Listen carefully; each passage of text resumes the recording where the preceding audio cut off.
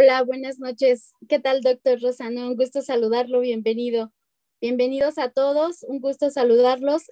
Un placer estar nuevamente con ustedes. Para Corporativos Ipsa Trade siempre es un gusto traerles temas importantes y, claro, ponentes de la talla del doctor Rosano, grandes ponentes para nosotros y para ustedes.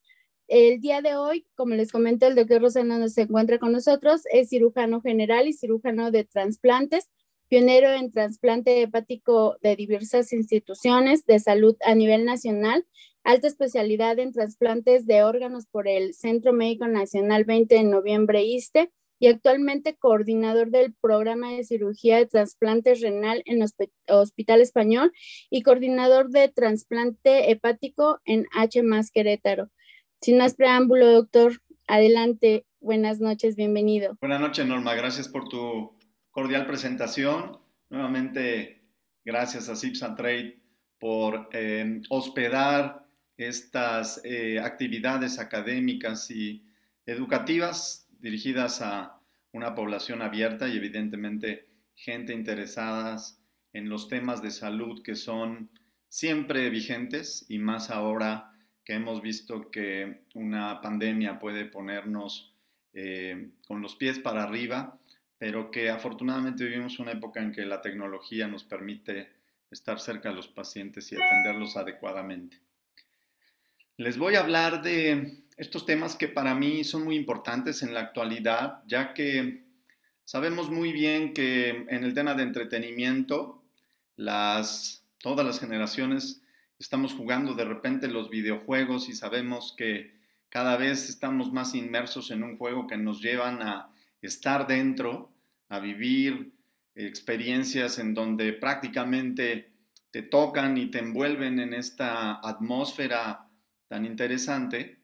Y en medicina y en cirugía esto se está acercando cada vez más y el mundo se acerca cada vez más. Hemos podido participar de esta forma, por ejemplo, en un solo día en reuniones en Europa, en Asia, en Norteamérica y poder conocer la experiencia de la mano de los profesores, acercarnos a ellos incluso de forma más estrecha que cuando lo hacíamos de forma presencial. Así es que les voy a hablar de la innovación y las nuevas tecnologías que hay, no solo en cirugía, sino en medicina en términos generales, aunque evidentemente como mi área de pasión más grande es la cirugía, pues va a haber un poco de foco más en este tema. Eh, Como introducción, pues les puedo comentar que básicamente hablaré de la medicina a distancia, los elementos de cirugía robótica con los cuales contamos actualmente y afortunadamente cada vez hay más compañías con mayores soluciones, menos costosas en términos de la inversión que significa para las instituciones, pero que siempre se tiene que aparejar con los usos y las aplicaciones que esta tecnología va a tener.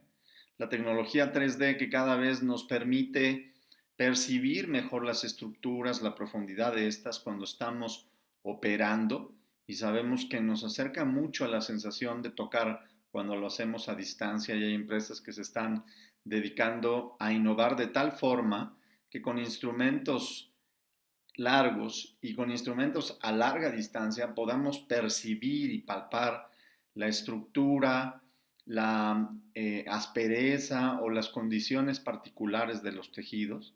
Y bueno, ahora con esta introducción grande de las compañías de información y digitales, este metaverso en donde ya se está metiendo a la cirugía. Eh, los que hemos estado involucrados en la cirugía e históricamente, se ha buscado siempre tener herramientas que primero logren un procedimiento quirúrgico más seguro para el enfermo. Y seguro va aparejado con que sus condiciones después de la cirugía sean mucho mejores, la recuperación sea más rápida y que además pueda sentirse confiado de que va a recibir la mejor atención. Esto va de la mano a que los cirujanos nos volvamos más precisos, tengamos una visión mucho más amplia, mucho más real del campo quirúrgico cuando ocupamos elementos de visualización que no son las estructuras como cuando hacíamos la cirugía abierta.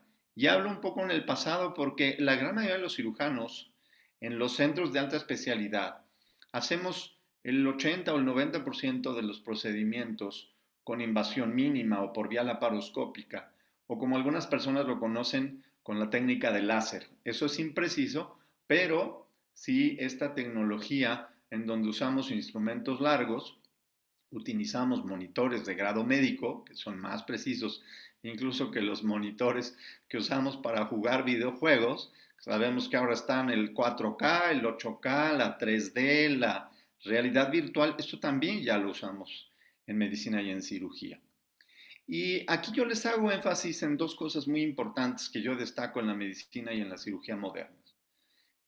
Hay que tener todos nuestros objetivos de ofrecer mejores condiciones médicas y técnicas a los enfermos. Entonces, la medicina tiene que estar, sin duda alguna, centrada en el paciente y sus familias, pero yo agrego la gran necesidad de que la tecnología se adapte y se adopte enfocada en los médicos, que somos los usuarios de esta tecnología, para que el paciente se beneficie de ella.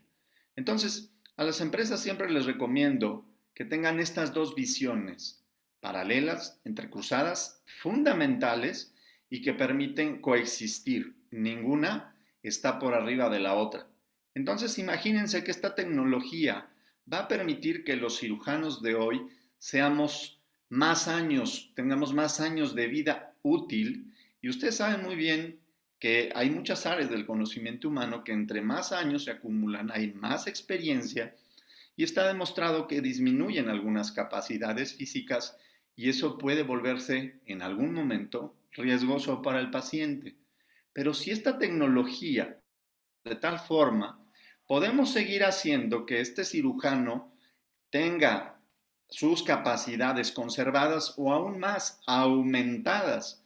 Yo apunto a que toda esta tecnología nos aumente las capacidades como humanos, como cirujanos. Eso lo vemos en los astronautas que hacen unas expediciones en el espacio impresionantes porque salen a manipular en la estación internacional varias maquinarias y lo hace un solo hombre con estas capacidades aumentadas.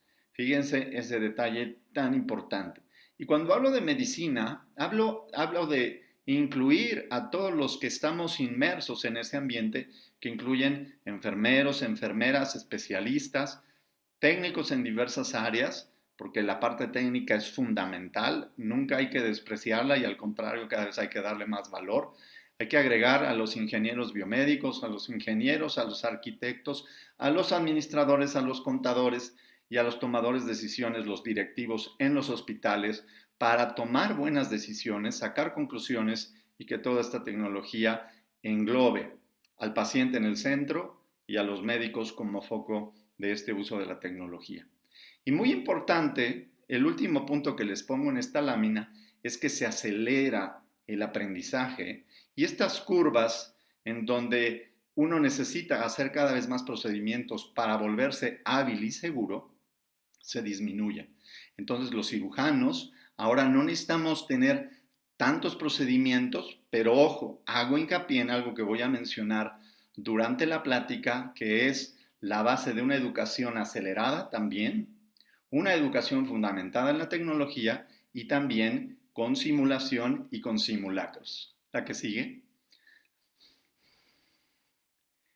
Como antecedente sabemos que esto no es tan nuevo como pensamos en términos de la cirugía robótica. Ustedes pueden ver aquí, en esta fotografía, el robot escritor, en donde se le dictaba y este robot iba escribiendo. Y esto está tomado desde el primer autómata en 1772 por Jacques Droz. Y después, Karel Čapek en 1921 acuña el término robot, que en polaco significa trabajo. Es una palabra que al final se va a ver en una cuestión manual, en una cuestión muy operativa, muy real. Isaac Asimov en 1942 ya también emplea el término robótica, que se empieza a expandir como un sueño en donde los robots están al servicio del ser humano. Y sabemos muy bien que ahora con la inteligencia artificial van adquiriendo habilidades y aprendizajes, lo vemos con los celulares, estos celulares inteligentes, en donde van, de acuerdo a nuestro comportamiento, nos van prediciendo qué es lo que vamos a buscar y nos van ayudando a encontrar lo que estamos buscando. Y el gran Leonardo da Vinci, con todo su genio en cuanto a estructura y en cuanto a diseño de mecanismos y de maquinarias, pues crea este caballero mecánico que es capaz de imitar movimientos de la mandíbula, de los brazos y del cuello. Y sabemos muy bien que hay áreas de la ciencia y de la tecnología en donde los robots tienen cada vez más funciones, sustituyendo algunas áreas riesgosas para los seres humanos y por otra parte sustituyendo algunas funciones que son muy sistemáticas. La que sigue. La nueva tecnología, bueno, aquí quisiera hacer un paréntesis en una lámina que yo había agregado, pero no se grabó en esta presentación. Yo les comento siempre a los estudiantes, a las generaciones, cuando doy una charla, que me gusta mucho enseñar estos aspectos que no los encuentra uno en los libros. Y aquí es cuando la experiencia de los maestros se agrega a la de uno y uno puede transmitir estos conocimientos. Para los que nos están escuchando y que son médicos o enfermeros o enfermeras, doctoras, siempre les digo que hay 5 reglas básicas de todo procedimiento. Y para mí esto es fundamental porque esta tecnología no va a sustituir estas reglas. La primera regla es que hay que conocer muy bien el procedimiento y saber cuándo está indicado, es decir, cuando el paciente necesita ese procedimiento o esa cirugía o esa intervención determinada. La segunda regla de oro es, perdón, hay un micrófono abierto. El segundo es conocer, saber cuándo este procedimiento no está indicado, cuando está contraindicado incluso, cuando no se debe de hacer, cuando no hay que hacérselo en el paciente o cuando sabemos que el beneficio puede ser limitado y debemos de conocer qué otra opción u opciones tenemos para ofrecerle al paciente porque siempre hay algo que hacer por él. El tercer elemento es conocer a la perfección la técnica, cómo se hace, cómo se realiza y prepararse con disciplina, con orden, con limpieza y con estructura mental para tener todos los insumos y todo el área de trabajo en condiciones adecuadas para que el procedimiento fluya. Y aquí debemos de hacer una labor de equipo, como un equipo de baloncesto, un equipo de fútbol que debe de coordinarse, debe de conocer cuáles son las actividades que hace el otro miembro del equipo para que todos de manera sincrónica vayamos al mismo lado, no nos obstruyamos y tengamos un procedimiento que se manifieste en un beneficio al final del paciente y que se considere exitoso. La cuarta regla básica es conocer cuando un paciente tiene una complicación derivada de este procedimiento. Nunca estamos exentos de que pueda presentarse una complicación que puede ser menor o mayor. Hay que saber cómo se resuelve, cómo se diagnostica y también saber a quién solicitar la ayuda de manera oportuna y temprana para resolver este problema. Y para mí el quinto aspecto, la quinta regla más importante es, y les aconsejo, nunca le pierdan el respeto a ningún procedimiento ni a ninguna intervención quirúrgica. No tengan miedo, pero no perder el respeto. Siempre hay que estar concentrados, enfocados y dando lo mejor de nosotros siempre con pasión y con motivación. Y ahora le agrego una sexta regla, que esto va relacionado al tema de hoy, que es la nueva tecnología y es no hacer ya más procedimientos a ciegas. Cuando no teníamos la tecnología, teníamos que utilizar referencias anatómicas, algunos estudios de imagen indirectos que nos permitían conocer el estado de las estructuras de los pacientes, porque la estructura anatómica definida en los libros, pues es una en general, pero cada uno de nosotros podemos tener variantes que son propias en la anatomía y que hay que conocerlas. Y esto lo logramos ahora con los nuevos elementos de imagenología, de rayos X, con tomografías, con resonancias que pueden precisar cómo está la anatomía en este enfermo en particular y además, durante el procedimiento podemos hacer por ejemplo, cuando yo pongo catéteres venosos que van al centro del corazón, guío la punción, y eso ya está también muy bien estandarizado, por ejemplo, para pacientes que necesitan hemodiálisis, guiar la punción con ultrasonido y definir dónde está la arteria, dónde está la vena, dónde están los nervios, hacer una punción limpia, precisa, y disminuyen las posibilidades de tener punciones inadvertidas o accidentales hacia otras estructuras que no queremos. En términos de la nueva tecnología de robots, pues ya tenemos afortunadamente un abanico de opciones. En México todavía no tenemos todas las opciones, seguimos teniendo una parte acaparada por una sola empresa que da unos buenos servicios y que permite hacer procedimientos robóticos.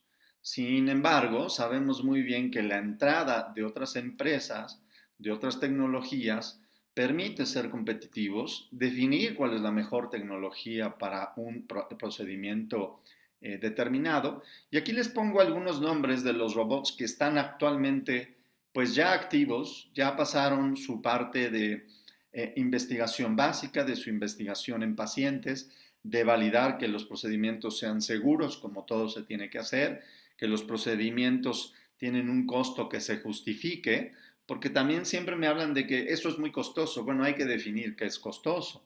Salvar la vida es muy valioso, y salvar la vida con tecnología que nos permite ser más precisos, nos permite identificar las estructuras con mayor detalle y al final también ser más por la demanda que requieren los pacientes, pues eso es algo fundamental. Entonces pueden ver aquí varios nombres que no voy ahorita a mencionar de manera detallada porque sería hacer muy amplia la plática, pero vean, aquí hay algunos robots que incluso ya se meten por un solo puerto, es decir, por una sola vía al cuerpo del paciente, y una vez ya adentro se abren, como pueden verlo aquí, que tienen una visión propia y pueden tener varios instrumentos en la punta para estar haciendo un procedimiento a través de una sola vía. Ya hay varios robots que pueden meterse a través de diferentes puertos, son brazos robóticos que asisten al cirujano, es decir, no son robots autónomos que toman decisiones y que hacen el procedimiento de forma completa. Necesitan que un cirujano manipule a distancia estos brazos. Y esto se ha logrado a largas distancias, como lo vamos a ver posteriormente a lo largo de la charla. La que sigue. ¿Qué ventajas podemos tener? Pues hay varias. Entre ellas, vean ustedes aquí estas dos fotos en donde estamos haciendo ejercicios simulados. No tenemos paciente allí y estamos adquiriendo destrezas y habilidades en donde se nos mide la precisión, el número de veces en donde podemos tener un movimiento que no es adecuado y además nos mide el tiempo. Y el tiempo nos va permitiendo establecer récords para poder hacer varios procedimientos, varias simulaciones en un menor tiempo e irlos censando. Una cosa bien importante que he estado estudiando en los últimos meses y que es también filosófico es se vale errar. En medicina es muy castigado entre los estudiantes cuando se les hace una pregunta que la contesten inapropiadamente. Y entonces castigamos al alumno y eso ya no más debe ser. Cuando un alumno se equivoca, tiene la oportunidad de reconocer que no sabe el conocimiento apropiadamente y que tiene la oportunidad de adquirirlo y hay que ayudarlo a que lo adquiera y que lo adquiera bien y entre más rápido lo adquiera, mejor. Entonces, no debemos de favorecer que estos errores se cometan en el paciente. Entonces, gran parte de mi plática va enfocada a que estos errores se pueden dar en las simulaciones y estas simulaciones están adquiridas de una de las industrias más seguras en el mundo, que es la industria de la aviación. Estas famosas listas de cotejo que ahora ocupamos en medicina, afortunadamente desde ya hace varios años, han reducido el número de errores médicos que se pudieran cometer en los pacientes. Esto es una disciplina, es algo que siempre se debe de hacer, pero además la simulación en el área de aviación también ya tiene muchos años y ahora platicando, porque es un área que a mí también me gusta, platicando con instructores de aviación, ahora resulta que con los simuladores actuales que hay en aviación de hasta 8 ejes, un piloto se puede certificar como piloto sin siquiera haberse subido a un avión. Evidentemente se le van a pedir sus horas reglamentarias ya en el avión, en vuelo real, para que pueda obtener su licencia, pero ya puede tener todo el conocimiento a través de simuladores. Y entonces los simuladores en medicina ya se dan desde las escuelas, en las universidades y en los hospitales universitarios, en las áreas quirúrgicas de ginecobstetricia, de cirugía general, de urología y en otras áreas de alta especialidad como cirugía de tórax, trasplantes y cirugía hepatopancreatobiliar. Tenemos una visión en 3D, en una consola estamos sentados, hay una alta definición que es superior a la 4K y tiene una definición de grado médico. Los movimientos que ejecutamos no los podríamos hacer con nuestras manos porque estos instrumentos giran 360 grados y se regresan, entonces son más grados de movimiento. El temblor del cirujano disminuye y si tenemos una cirugía de varias horas o tenemos varios procedimientos en un solo día, nos cansamos menos de los antebrazos, terminamos en mejores condiciones y estamos listos para dar más servicios a más pacientes. La posición es ergonómica, está descrito que hay cirujanos cuando se inició la laparoscopía que tuvieron lesiones de hombros, de espalda baja y tuvieron que ir a rehabilitación inclusive. Y el uso de instrumentos articulados que no es necesario que estén adaptados a un brazo robótico de estos grandes. Yo estoy utilizando, por ejemplo, ahora brazos robóticos que los tengo en mis manos y me permiten tener estos arcos de movilidad aumentados. ¿La que sigue? Aquí, por ejemplo, tenemos una cirugía con una sola incisión, una cirugía en donde hay mínimo dolor postoperatorio. El tamaño de la cicatriz es mucho menor en comparación cuando se hacía la cirugía abierta. La recuperación es temprana y la rehabilitación también. El paciente se reintegra a su vida laboral, a su vida profesional en un breve periodo de tiempo. Y aquí, por ejemplo, les muestro en esta foto, en esta lámina, un trasplante renal por cirugía de puerto único realizado en la Cleveland Clinic. Y también tenemos el grupo de Chicago, en donde de manera sistemática en los pacientes con obesidad y sobrepeso considerables, les están haciendo el trasplante renal por invasión mínima laparoscópica, pero predominantemente con robot. Y estos pacientes obesos antes se tenían que esperar a bajar de peso para poder ser trasplantados. Y en ese tiempo era frecuente que se complicaran o que incluso perdieran la vida y ya no pudieran recibir su trasplante porque estaban muy obesos. Y al hacerle un trasplante con cirugía abierta implicaba que su herida se pudiera abrir, se pudiera infectar, se pudiera tener complicaciones y eran catastróficas por el trasplante para que pudieran fallecer. Ahora, con estos puertos pequeños y con el robot se hace el mismo procedimiento, es exitoso y el paciente no tiene que esperar a bajar de peso porque era un requisito.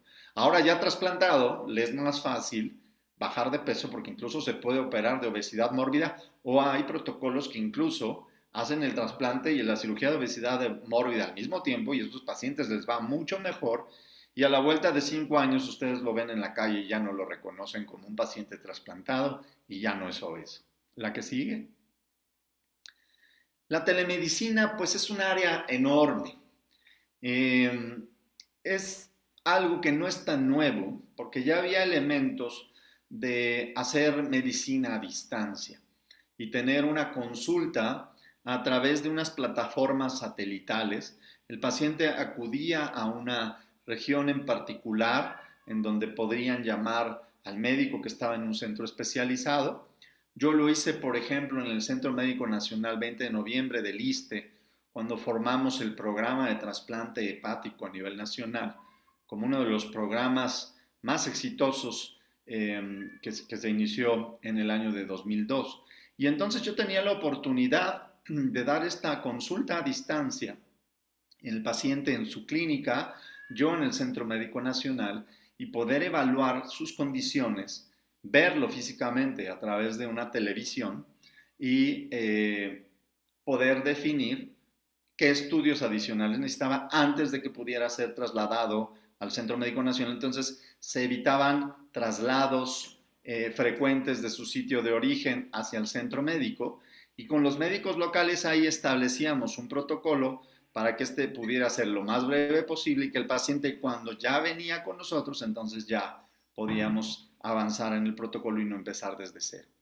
Ahora esto se ha ido acelerando por varias razones. Primero, tenemos medios de comunicación que son más eficaces, son más rápidos, nos permiten comunicarnos incluso hasta en el hogar del paciente donde se encuentre, claro, con salvedades, porque desafortunadamente el acceso a este tipo de internet, que es muy rápido, el 5G en el país todavía está muy limitado, pero bueno, tenemos herramientas como para resolverlo. Les cuento este caso de éxito derivado de la pandemia, una paciente que ya apunta hacia sus 80 años de edad y que hace 15 años la trasplantamos de hígado en el Hospital Ángeles del Pedregal. Durante la pandemia tuvo neumonía por COVID, tuvo una neumonía no asociada al COVID y además presentaba ya algunas alteraciones en la función de su riñón. Gracias a la telemedicina y a herramientas que tengo yo en mi consultorio, que les voy a mostrar posteriormente, pude llevar todo su caso a lo largo de este tiempo y mejorar sus condiciones, hacer medidas eficaces de tratamiento en conjunto con algunos hospitales. Pudimos establecer los exámenes de laboratorio, hacer modificaciones, yo verla a ella a través de estos medios como lo estamos haciendo ahora y poder hacer algunas indicaciones. Actualmente la paciente tiene una evolución satisfactoria, sus pruebas de hígado están espectacularmente bien, su riñón se mejoró y se revirtió la condición que tenía haciendo algunas modificaciones con los medicamentos, y actualmente le doy una consulta al mes por esta vía. Ella me manda sus laboratorios y yo puedo hacer una revisión y auscultación incluso de sus ruidos cardíacos y ruidos pulmonares a distancia a través de esta metodología. Entonces la telemedicina abarca también estas áreas de teleconsulta, que es la parte clínica, la parte de educación en salud y en temas sanitarios como vacunación, la desinfección de las manos y de los utensilios que utilizamos para comer, toda esta parte sanitaria que es fundamental y que no necesariamente está asociada a una atención o consulta médica o una atención hospitalaria. Eso es algo que hay que hacer hincapié y que a veces las autoridades carecen del énfasis para darle la importancia en la educación sanitaria en el país. El telemonitoreo es fundamental. Ahora tenemos relojes inteligentes que nos permiten ver si un paciente, por ejemplo, tiene una arritmia letal, pues llevarlo inmediatamente a un centro de especialidad en donde se le pueda salvar la vida si tiene una enfermedad cardíaca, por ejemplo. En Puebla hay un centro muy avanzado con el doctor Juan Carlos Pérez Alba y tiene estos herramientas de telemonitoreo para sus pacientes de alto riesgo con marcapasos, por ejemplo, o que tienen un infarto en evolución y que tienen que ser trasladados rápidamente a su centro. Él ya conoce las condiciones del paciente y sabe qué es lo que tiene que hacer. Entonces estamos un paso adelante. Y la telecirugía es muy interesante porque da pauta a muchas opciones. Desde un cirujano en un cuarto adjunto haciendo una cirugía en el quirófano de al lado, hasta un cirujano en el otro continente mentoreando a un cirujano que se está entrenando y que en tiempo real puede ir guiando esta cirugía. Evidentemente requiere recursos que están previamente seleccionados y que previamente se validaron que funcionan. Requiere que ambos cirujanos tengan un entrenamiento apropiado, adecuado. Se requiere el consentimiento del paciente al cual hay que informarle con precisión lo que se va a hacer y posteriormente proceder al procedimiento. La que sigue. Entonces, Esta teleconsulta da un acceso a través de diversas aplicaciones, hay ya varias, algunas están validadas, otras no. Se integra un expediente electrónico que queda registrado en la computadora, se le da seguimiento a las enfermedades crónico-degenerativas, diabetes, hipertensión, el cuidado y la evolución de las heridas en los pacientes que tienen que regresar a sus lugares de origen, también la asesoría y el seguimiento del tratamiento farmacológico, la evaluación de la salud mental. Gran parte de la teleconsulta ha iniciado por estos programas de asistencia con psiquiatras y psicólogos en el mundo por la importancia de la salud mental de la población en general y de algunas otras áreas que tienen mucha sensibilidad a tener problemas de salud mental. La que sigue. Entonces, por ejemplo, les presento aquí una de las plataformas, una plataforma que yo uso que es TytoCare. Yo no tengo ningún conflicto de intereses, no hago publicidad para ninguna empresa, pero bueno, esta empresa está validada en México, ya se anexó a la plataforma de expediente electrónico de varias empresas que ofrecen esta opción e incluso se anexa a una cuestión de una receta electrónica que ya está validada por la norma oficial mexicana y por algunas farmacias que están participando en donde el paciente ya acude con esta receta que yo le envié desde aquí a Veracruz, acude a la farmacia, se la hacen válida incluso para antibióticos y entonces se le surten específicamente los medicamentos que ya fueron indicados. Entonces ustedes pueden ver que aquí el paciente puede tener una atención médica 24/7, 365 días del año, que tiene adaptadores que son realmente muy fácil de usar y que yo en el momento en donde estoy estableciendo una videoconsulta con el paciente lo estoy viendo en tiempo real a través de esta plataforma que es un poco, tiene mucho más detalle que las plataformas habituales de videoconferencias y entonces el paciente puede mostrarme su laringe, su faringe con un aditamento como les muestro aquí, se sensa en la frente la temperatura, se conecta a través de Bluetooth con un monitor de la presión arterial habitual. Claro, este también sensor de la presión arterial tiene la capacidad de conectarse vía Bluetooth. Al paciente le puedo ver, le puedo auscultar los oídos, el conducto auditivo y a través de otro de los aditamentos se lo coloca en el tórax, en el pecho y yo puedo escuchar sus ruidos cardíacos y sus ruidos pulmonares. La que sigue.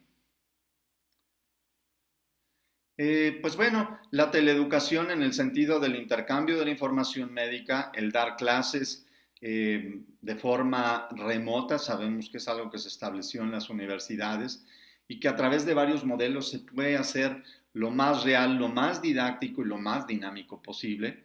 La retroalimentación también se da en tiempo real cuando establecemos estos mecanismos de hacer preguntas y respuestas tipo examen y se invierten en recursos que al final van a tener mayor calidad.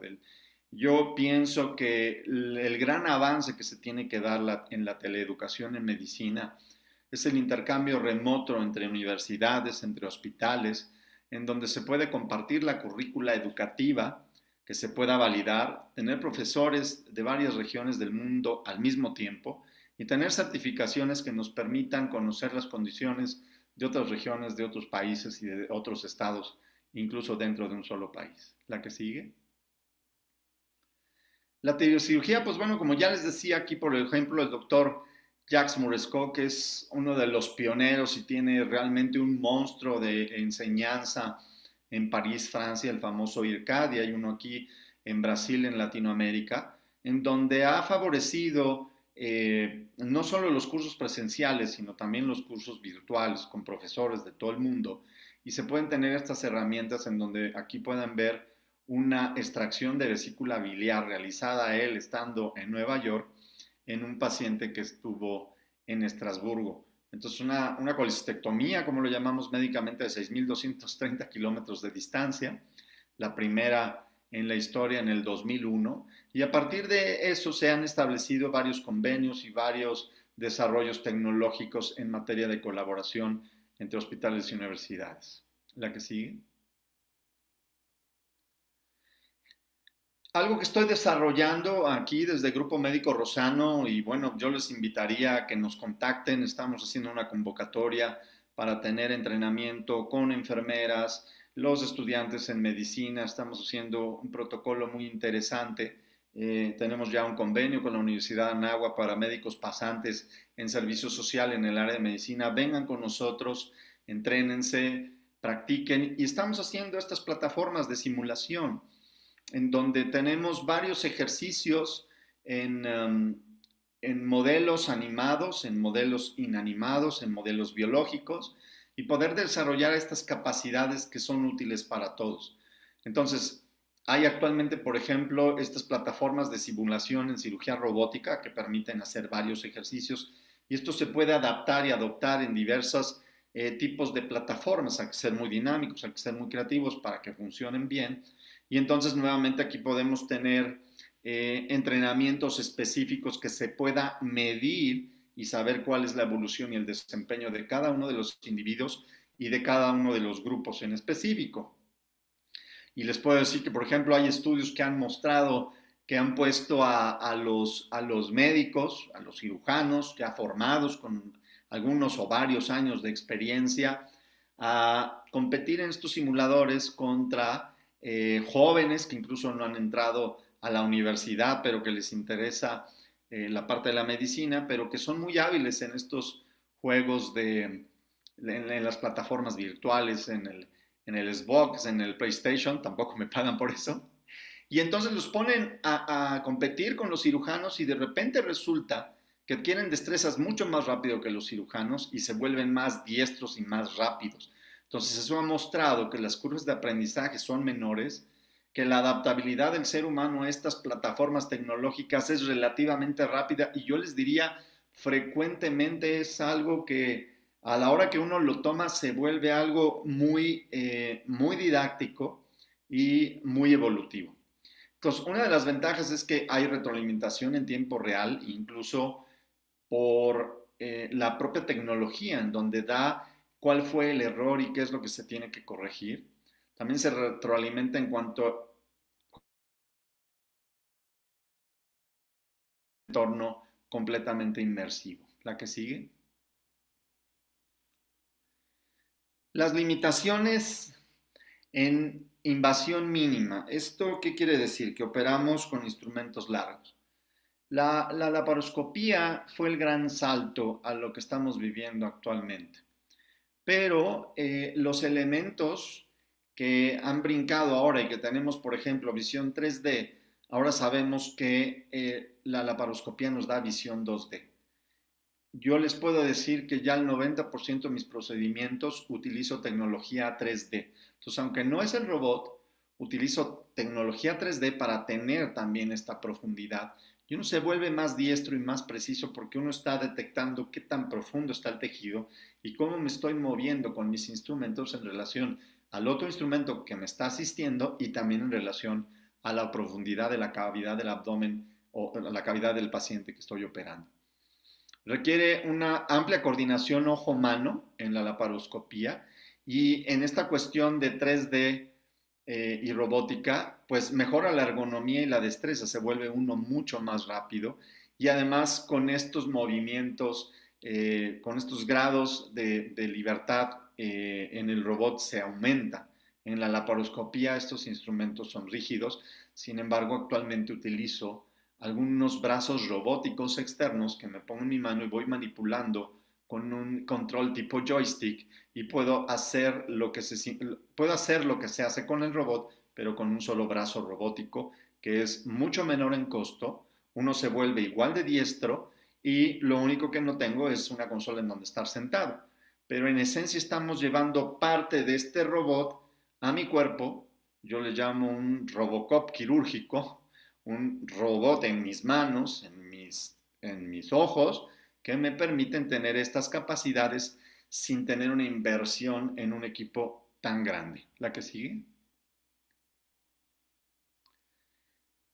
Vean ustedes estas simulaciones de los robots. Vean lo preciso que se pueden ver desde tejidos, desde ejercicios muy básicos en donde ustedes pueden pasar la aguja a través de un agujerito o de un arito, y pueden hacer nudos, o pueden ir poniendo estos arillos en una serie de columnas con unos palitos horizontales, digo verticales, y entonces uno va adquiriendo esas destrezas.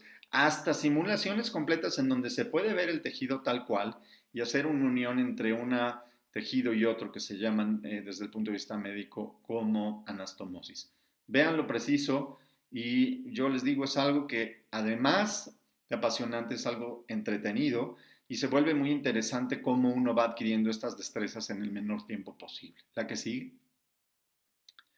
Vean ustedes estos ejercicios en donde desde suturar una esponja, desde quemar vasos sanguíneos para que no sangren, hasta tener, por ejemplo, estas simulaciones en cirugía, por ejemplo, de útero, una histerectomía, y uno puede estar manipulando estos dos instrumentos al mismo tiempo o inclusive tener en la consola un tercer brazo que nos permita, como un solo cirujano, estar manipulando tres instrumentos. Claro, solo al mismo tiempo se pueden dos, pero uno puede dejar estático uno y volver a tomar otro. Entonces, en esencia, puede estar uno ocupando tres instrumentos, un solo cirujano. Hay consolas que se comunican y son cooperativas, y entonces estos cirujanos pueden estar operando al mismo paciente de manera en el mismo momento con dos consolas diferentes. La que sigue. Y bueno, no voy a hacer mucho énfasis en esto, pero vean los sistemas robóticos que están actualmente ya en uso, principalmente en Estados Unidos, en Europa, y algunos que están en Europa, otros en Estados Unidos, todavía no se han validado por sus respectivas agencias, pero ya tenemos una gran variedad y lo que estamos esperando en México es que lleguen cuando menos otro par de opciones en los próximos años. La que sigue. Vean ustedes lo que les decía aquí, una visión en 3D. Nosotros lo único que tenemos que hacer es ponernos unos lentes especiales con filtros para poder ver la profundidad en la pantalla que tenemos frente a nosotros de grado médico o podemos ponernos unas lentillas sobre los lentes que estamos utilizando. La que sigue. Estos brazos robóticos pues permiten tener acceso a lugares limitados, a lugares en donde incluso las manos no entrarían o los movimientos de los instrumentos laparoscópicos se hacen muy complejos y se vuelven incómodos para el cirujano. Entonces vean todos estos grados de movimiento que tiene el robot, vean lo diminuto de las pinzas y de las partes distales que tenemos, de la parte final de la herramienta, del instrumento, y cómo podemos hacer estos giros que de otra manera con nuestras manos y los instrumentos no podríamos llevar a cabo. La que sigue. Y bueno, del metaverso quirúrgico, pues yo les podría decir que ahorita hay mucho y nada, porque todo esto no está validado, pero hay estudios y universidades que se están dedicando a incluir todo esto en la currícula, inclusive para que los estudiantes desde sus etapas iniciales empiecen a practicar, empiecen a ver procedimientos en tiempo real, simulaciones en donde incluso con estos instrumentos les decía que pueden transmitir la textura, la sensación que se produce, que si lo estuviéramos haciendo de manera real con la mano. Por ejemplo, el mayor auge ahorita en el mundo es en Corea del Sur, que sabemos que es un país altamente tecnificado, que tienen una tecnología en diversas áreas impresionante, con realidad virtual, más realidad aumentada, que eso es algo que está ya a la mano y que debemos de ver y programar en las sociedades médicas y quirúrgicas. Las cámaras que transmiten escenas en 360 grados y que simulan lo que se hace actualmente en los quirófanos híbridos, en donde hay cámaras en las lámparas quirúrgicas que iluminan el campo donde estamos operando, cámaras periféricas que permiten monitorear el movimiento del cirujano, del asistente, del anestesiólogo, de la enfermera. Fíjense todas las áreas que están aprendiendo al mismo tiempo, y cuando entra alguien en rayos X como técnico y nos asiste para tomar alguna radiografía durante la cirugía, también permite ver cómo se comporta cada uno de los miembros del equipo, cómo hay que moverse, porque hay toda una disciplina y un orden y un código de movimientos para no contaminar donde se está operando el paciente, y eso se aprende ya en este metaverso en donde puede estar uno ahí inmerso en estas sensaciones y se vuelve incluso mucho más real. La que sigue. Vean ustedes esta imagen poderosísima que nos dice que en una sola área podemos estar varias personas trabajando, viendo varios procedimientos desde varias perspectivas, desde varios ángulos, y esto es algo real desde el Hospital Bundang en la Universidad Nacional de Seúl, Corea. La que sigue. Vean los participantes opinando, ahí están sus avatars, se pueden representar como quieran, y esto está incluso los avatares que participaron en una conferencia virtual de la Asian Heart and Thoracic Surgery Society en 2021. La que sigue. La robótica en ginecología, pues bueno, la ginecología ha avanzado mucho en cuanto a los procedimientos robóticos. Se ha demostrado la precisión y la ayuda en un área en donde estamos limitados de espacio y de movimientos y que tiene cada vez muchas más aplicaciones. La que sigue. En urología ha avanzado muchísimo, sobre todo en las resecciones de próstata, que permiten conservar al paciente el resto de las funciones, se vuelven mucho más precisos, disminuye el sangrado y la visualización de las estructuras es espectacular. La que sigue. Vean ustedes, antes, por ejemplo, en mi área de mayor pasión, que son los trasplantes, vean en la lámina del lado izquierdo, en la foto del lado izquierdo, vean la incisión del paciente en el costado izquierdo, lo grande de la incisión, lo que implicaba el dolor en la recuperación y algunas veces se hacían hernias en ese sitio. Ahora vean la herida, el tamaño de la herida que se queda una vez que uno hace completamente laparoscópica la cirugía o asistida con la mano desde un principio, por ahí se extrae el riñón. Vean, está entre abajo y arriba del ombligo y la recuperación es mucho más rápida. El donador tiene muy poco dolor y prácticamente al otro día de haber donado su riñón se va a casa. La que sigue. La patectomía del donador por robot, que en Asia, en los centros de mayor experiencia, ya es algo prácticamente sistemático. Algunos lo hacen por laparoscopía, otros por robot. La gran mayoría está haciendo ya por robot y ya la cirugía del donador ya no se hace por cirugía abierta, ya prácticamente es historia en los países asiáticos. La que sigue. Y bueno, pues este es un breve video, no quisiera extenderme mucho, vamos a ver si corre, pero bueno, vean ustedes cómo en material educativo uno puede tener de forma automática un video que sirve para que el paciente sepa lo que se le hizo, a veces el paciente quiere ver su procedimiento, con fines educativos uno lo lleva a los congresos, uno lo transmite a los alumnos y pueden ver la técnica en tiempo real. Y esto si se transmite, lo hemos hecho ya desde hace muchos años de forma directa en los cursos en donde se meten las manos, hands-on work, y podemos estar preguntándole al cirujano qué es lo que está haciendo, por qué hizo tal modificación o por qué utiliza tal o cual instrumento, pues nos lleva a tener un aprendizaje, como ya les dije, acelerado, un aprendizaje que difícilmente se olvida, a sacar nuestras propias conclusiones y lo más importante es que lo podemos aplicar al siguiente día. La siguiente lámina, por favor. En conclusión, pues bueno, muy importante que la tecnología debe de estar al servicio del ser humano. Entonces, no podemos tener una medicina moderna si no sabemos usar la tecnología. La tecnología hay que conocerla. Yo les pido a las empresas que cuando me presentan un nuevo producto, un nuevo instrumento, un nuevo equipo, me lo lleven al consultorio, lo aprenda yo a aprender, a pagar, que lo sepa yo conectar, que me lleven al especialista del producto, al técnico. Hay que conocer lo que nos tiene que decir la empresa. Es muy importante colaborar y no pensar que uno es más importante que el otro como ser humano. Los dos estamos enfocados a darle un servicio al paciente y los dos debemos de tener humildad para aprender el uno del otro, el médico de la tecnología y de las empresas y la tecnología de la experiencia del médico. No hay que menospreciar ningún área. Comparar los parámetros convencionales con los modernos para poder ir validando esta tecnología y entonces que si no sea costosa, porque no hay tecnología más costosa que la que no se sabe usar y yo aún más le agrego si no se sabe usar bien. La tecnología hay que usarla con excelencia.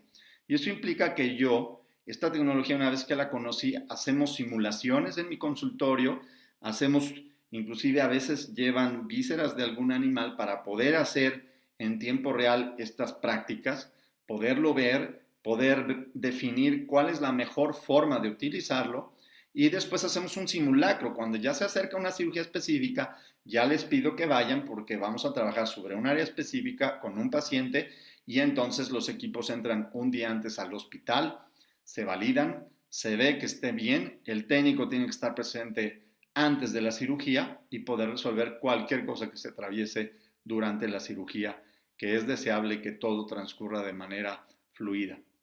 Entonces, la nueva tecnología en cirugía ha mejorado nuestras técnicas quirúrgicas ya diseñadas, algunas se han adaptado para tener estos avances tecnológicos en el momento que se requiere, también diseñado para tener mejores planes de entrenamiento en los hospitales, en las escuelas y en las universidades, y fomentando una rápida evolución en las especialidades, las grandes ramas como cirugía general, ginecología, urología, y ya después las ramas de alta especialidad como trasplantes, cirugía torácica y cirugía hepatopancreato-biliar, por ejemplo, aunque también en cirugía vascular, en cirugía de trauma, en fin, las aplicaciones son diversas. Espero poder haber contribuido con esta plática a conocer un poco más de la tecnología y las innovaciones en materia de salud, de medicina y de cirugía. Les agradezco mucho su atención, como siempre. Quedo a sus órdenes, aquí pueden contactarme con toda la libertad. Grandioso, doctor. La verdad es que yo creo que sí, claro que nos ha aportado gran conocimiento y a mí me queda un sabor de boca genial, no sabe, el que usted esté compartiendo su conocimiento y aparte invite a que se acerquen con usted para enseñarles más personalmente, wow. La verdad es que mis respetos, doctor, y mi admiración. Lo mismo que Corporativo CIPSA, claro. Y pues bueno, a todos ustedes que nos acompañan siempre, Corporativo CIPSA Trade siempre les da la más cordial bienvenida. Es un placer llevarles temas importantes, innovadores como el que hoy vimos, hoy el doctor Lozano nos dio. Y pues aquí, como ven ustedes, están los datos del doctor, acérquense. De verdad es que hay que aprovechar el conocimiento que tiene y hay que explotarlo ya que nos lo está ofreciendo. Entonces, hay que comunicarnos con él, aquí están sus datos pues bueno, por acá yo no tengo preguntas, doctor. Algo que, así, mire, tengo la mano levantada por acá del doctor Luis Argote. Claro que sí. ¿Puedes abrir el micrófono? Mira? Sí. Listo, doctor, ya está abierto. Doctor Lozano, quiero agradecerle y felicitarlo porque pocos médicos están tan a la vanguardia como usted, ¿no? Siempre ha sido alguien, la parte de un médico de ser humilde y trabajar y ver hacia el futuro, trabajando hoy. Es impresionante.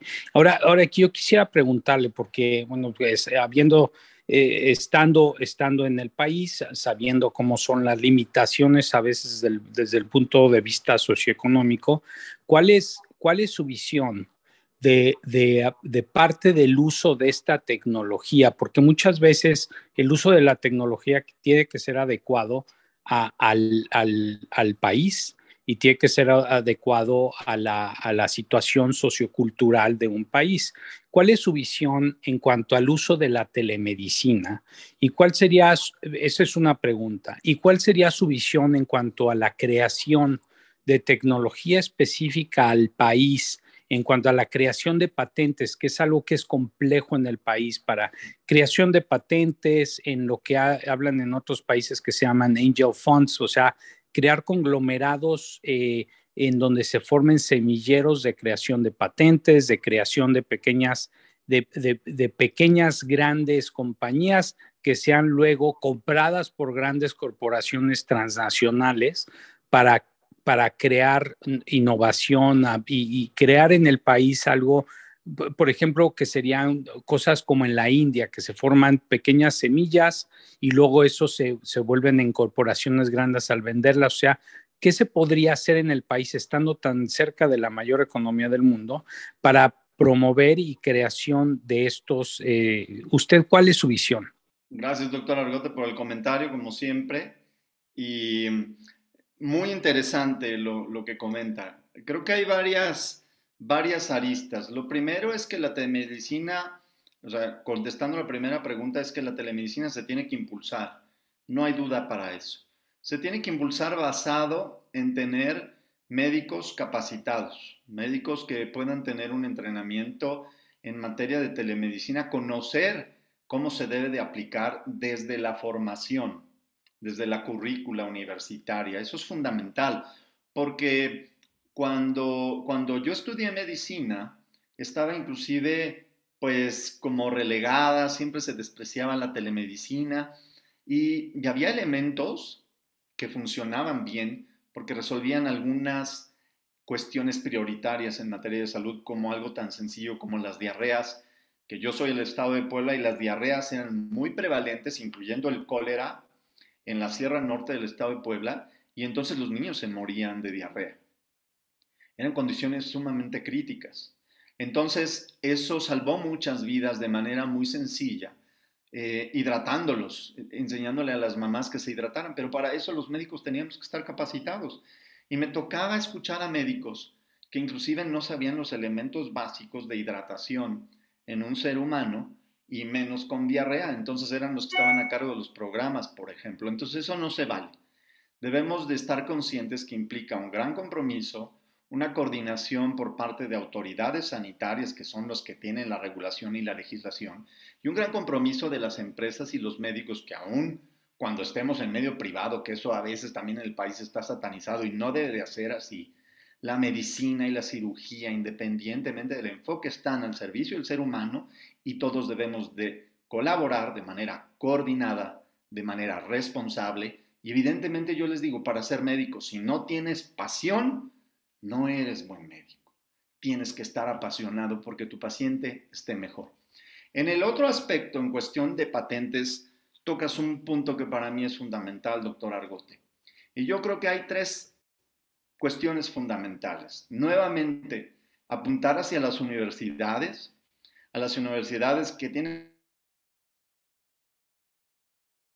aglomerado, que tenga un semillero efectivamente de médicos, de científicos que puedan involucrarse y que también se involucren desde la etapa de formación. Entonces, si tienes ingenieros biomédicos en una universidad, si tienes enfermeras y enfermeros y médicos, pues júntalos en un congreso, júntalos en un área, que diseñen soluciones que se adapten al país, a las necesidades particulares, y que lo que ya se inventó en otro lado lo tomes, sin mayor sobreregulación que decir aquí somos más importantes y regulamos mejor que en otros lados. Si ya está validado en otro lado, usa la tecnología y sobre esa tecnología monta tu nueva solución que no necesitan en otro país, pero nosotros sí necesitamos. Y algo que es muy importante, pues va de la mano con tener, pues por ejemplo, una red de internet que funcione rápido. Y yo les puedo decir que aquí incluso en la Ciudad de México hay zonas en los hospitales en donde estás incomunicado y entonces te trata de buscar tu asistente, la enfermera que te asiste, el paciente que está ahí y no te encuentra porque no tiene acceso a tu teléfono. Entonces estamos hablando de tecnología que necesita de esta red inalámbrica para transmitir datos, voz y video, pues tiene que ser rápida, tiene que ser funcional. Yo les puedo decir que cuando diseñé el quirófano híbrido del Hospital General de México, un quirófano inteligente, busqué que la primera solución fuera que los cables que conectan y transmiten la información fueran eficaces. Y entonces alguien me daba que la solución era conectarlo con un cable de Ethernet. Cuando las empresas lo que me estaban hablando es de cables con fibra óptica que transmiten, fíjense, con 1 o 2 segundos de delay, o sea, de retraso, de aquí a China.